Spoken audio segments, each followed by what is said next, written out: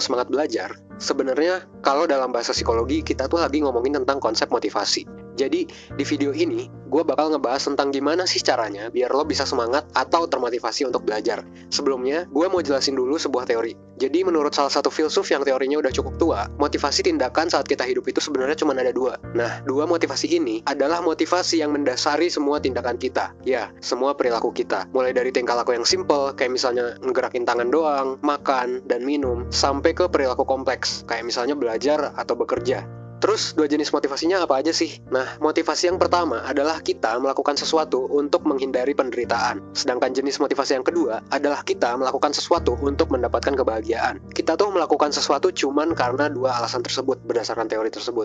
Nah, contoh hal yang dilakukan untuk menghindari penderitaan bagi gue adalah misalnya nih, buang air besar, buang sampah, beli telur ke warung. Ya, ini malasnya minta ampun sih. Terus minum obat, ngangkat jemuran, antar jemput adik, dan lain-lain sebagainya gitu. Nah, di sisi lain, contoh hal yang dilakukan untuk mendapatkan kebahagiaan bagi gue adalah main Dota, traveling, hunting foto, kencan, main gitar, ngeblog, dan lain sebagainya. Dan setiap orang pastinya punya kotak-kotak tersendiri untuk menempatkan motivasi tindakannya. Ada banyak hal yang masuk ke kategori menghindari penderitaan bagi sebagian orang, tapi oleh sebagian orang lain dianggap sebagai tindakan untuk mendapatkan kebahagiaan. Nah, contohnya adalah belajar.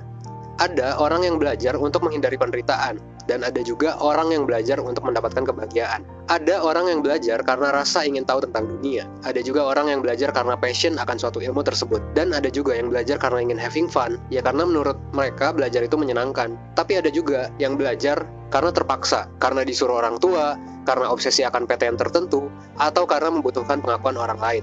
Tapi yang lo harus tahu adalah ada rumus tentang motivasi yang berlaku untuk semua orang.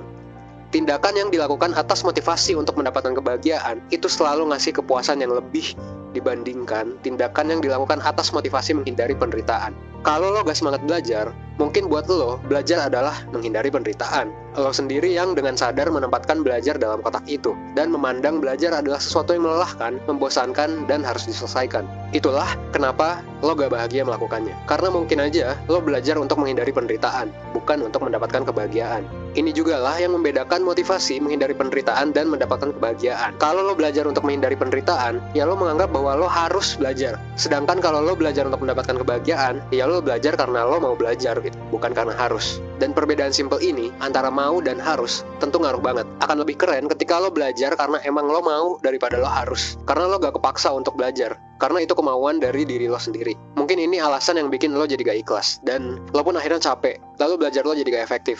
Sampai akhirnya lo pun bingung, kenapa sih kerja keras lo selama ini masih kalah sama orang lain? Dan ya hal ini bisa jadi karena lo gak having fun, makanya belajar kerasa jadi beban buat lo. Ya kalau udah gitu sih, selamat aja menikmati kelelahan dalam menjalaninya. Well, sekian video dari gua. Jangan lupa cek video part 2 untuk mengubah motivasi lo tentang belajar. Salam hangat.